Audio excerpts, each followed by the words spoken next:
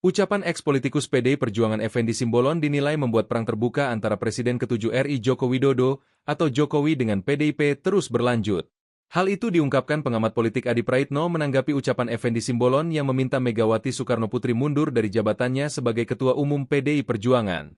Bukan tanpa alasan, Effendi menyebut hal tersebut sebagai bentuk pertanggungjawaban terkait persoalan hukum yang menimpa Sekjen PDIP Hasto Kristianto. Hasto kini telah ditetapkan sebagai tersangka oleh KPK dalam 2 kasus yang melibatkan buronan ex-calon anggota legislatif PDIP Harun Masiku. Pertama, Hasto bersama advokat PDIP bernama Doni Tri Istiqomah sebagai tersangka kasus dugaan suap mengenai penetapan PAW anggota DPR periode 2019-2024. Kedua, Hasto ditetapkan KPK sebagai tersangka kasus dugaan perintangan penyidikan atau obstruction of justice.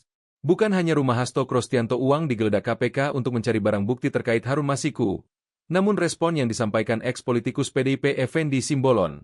Menurut Adi, pernyataan Effendi Simbolon cukup mengagetkan.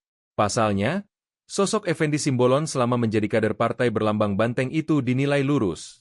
Pasalnya, lanjut Adi, Effendi Simbolon dianggap sebagai bagian dari Presiden ke-7 RI Joko Widodo atau Jokowi.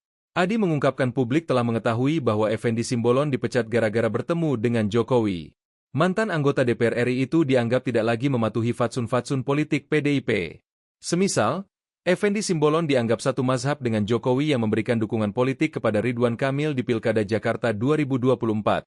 Ucapan Effendi, kata Adi, membuat politikus PDIP Guntur Romli bersuara, di mana terdapat pihak yang ingin mengobok-obok PDIP agar tidak sekuat dan setangguh dulu. Pernyataan Effendi itu, kata Adi, dianggap sebagai bukti sahih bahwa ada pihak yang mencoba incar posisi Megawati Soekarnoputri. Adi pun tertarik menganalisa pernyataan Effendi Simbolon selepas dipecat PDIP. Menurut Adi, ucapan Effendi memiliki dampak luar biasa bila masih berstatus kader PDIP.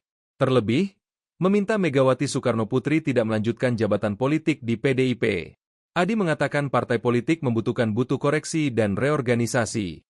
Parpol juga harus mematangkan strategi untuk menghadapi persaingan politik yang semakin sengit. Status Effendi Simbolon yang dipecat PDIP kini dianggap sebagai bagian dari barisan sakit hati. Adi menyampaikan terpenting bagi PDIP yakni melakukan evaluasi secara menyeluruh untuk menghadapi kompetensi politik pada Pilpres 2029. Pasalnya, perolehan PDIP pada Pilpres dan Pileg 2024 tidak menjanjikan. Adi melihat PDIP babak belur mengusung Ganjar Pranowo Mahfud MD yang memperoleh 16% pada Pilpres 2024. Suara PDIP, kata Adi, juga merosot pada Pileg 2024, meskipun tetap menjadi pemenang pemilu. Adi pun menilai wajar banyak yang bilang PDIP merupakan pemenang tanpa mahkota. Selain itu, Adi menuturkan PDIP terlihat tanpa ada partner koalisi politik di parlemen dan pilkada. Adi mengingatkan bahwa dalam partai politik ada sebuah keharusan bagaimana posisi ketua umum itu sudah mulai ada regenerasi.